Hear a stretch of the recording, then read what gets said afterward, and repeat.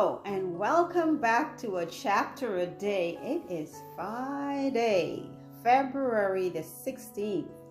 And well, we are getting right along with Genesis. We are almost to the end of the book.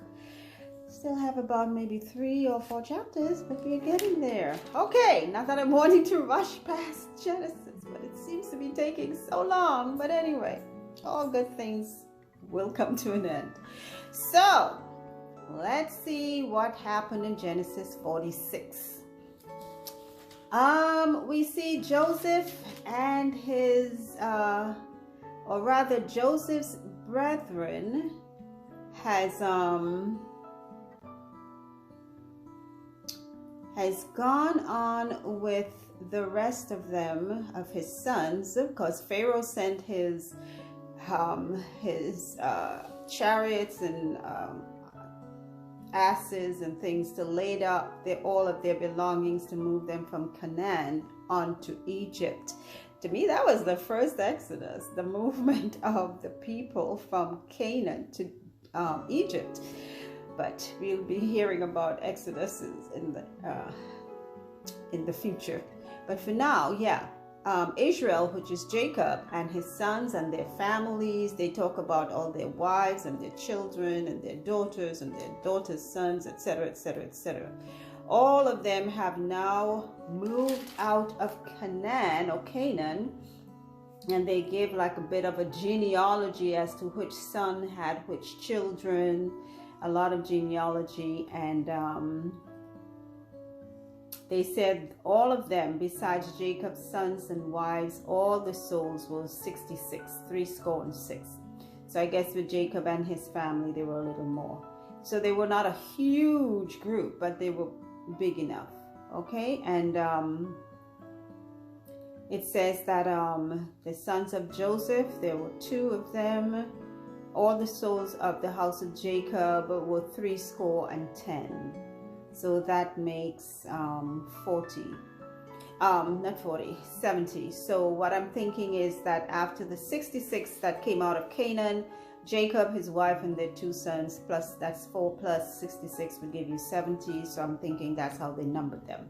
So out of Jacob's line, there are 70 people moving going to be living in Egypt, in a place called Goshen, because I'm thinking Goshen has a lot of land, because remember they're like farmers, they're shepherds, they have a lot of herd, and they need the land for their herds to graze on. And somehow Egyptians don't see they don't honor farming. Apparently that's not their thing. They have slaves to do that, but they of themselves, they don't do farming. So they don't see shepherds as anything good. As the book says, they're an abomination. Okay, so Joseph's family has moved from Canaan and they've come to Egypt. And let's see now what shall take place. Chapter 47. Then Joseph came and told Pharaoh and said, My father and my brethren and their flocks and their herds and all that they have are come out of the land of Canaan. And behold, they are in the land of Goshen.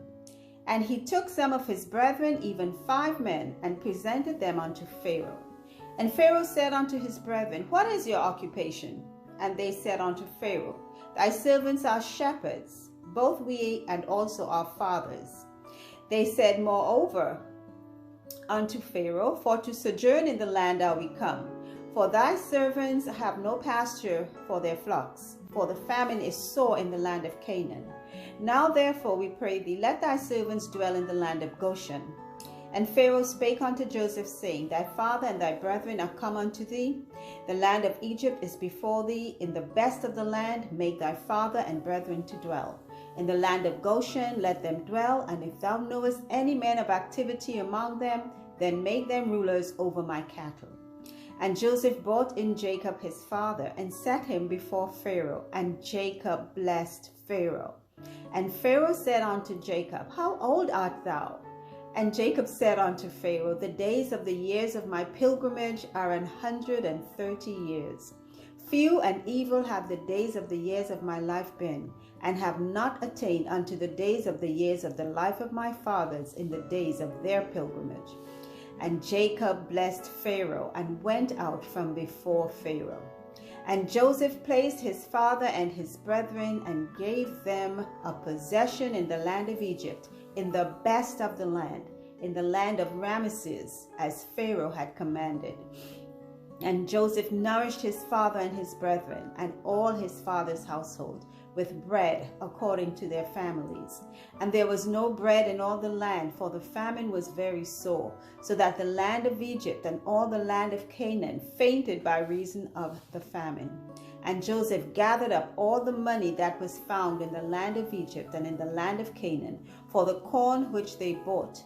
And Joseph brought the money into Pharaoh's house. And when money failed in the land of Egypt and in the land of Canaan, all the Egyptians came unto Joseph and said, Give us bread, for why should we die in thy presence? For the money faileth. And Joseph said, Give your cattle, and I will give you for your cattle, if money fail. And they brought their cattle unto Joseph, and Joseph gave them bread in exchange for horses, and for the flocks, and for the cattle of the herds, and for the asses, and he fed them with bread for all their cattle for that year. When that year was ended, they came unto him the second year, and said unto him, We will not hide it from my lord, how that our money is spent. My lord also hath our herds of cattle. There is not aught left in the sight of my lord but our bodies and our lands. Wherefore shall we die before thine eyes, both we and our land? Buy us and our land for bread, and we and our land will be servants unto Pharaoh. And give us seed, that we may live and not die, that the land be not desolate. And Joseph bought all the land of Egypt for Pharaoh, for the Egyptians sold every man his field, because the famine prevailed over them. So the land became Pharaoh's. And as for the people, he removed them to the cities, from one end of borders of Egypt unto the other end thereof.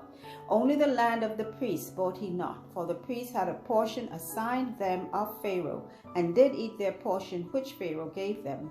Wherefore they sold not their lands. Then Joseph said unto the people, Behold, I have bought you this day and your land for Pharaoh. Lo, here is seed for you, and you shall sow the land. And it shall come to pass in the increase, that you shall give the fifth part unto Pharaoh, and 4 parts shall be your own, for seed of the field, and for your food, and for them of your households, and for food for your little ones. And they said, Thou hast saved our lives. Let us find grace in the sight of my Lord, and we will be Pharaoh's servants. And Joseph made it a law over the land of Egypt unto this day, that Pharaoh should have the 5th part, except the land of the priests only, which became not Pharaoh's.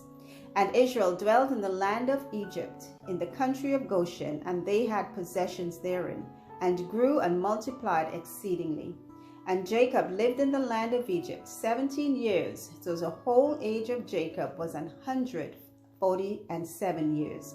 And the time drew nigh that Israel must die, and he called his son Joseph, and said unto him, If now I have found grace in thy sight, put, I pray thee, thy hand under my thigh, and deal kindly and truly with me.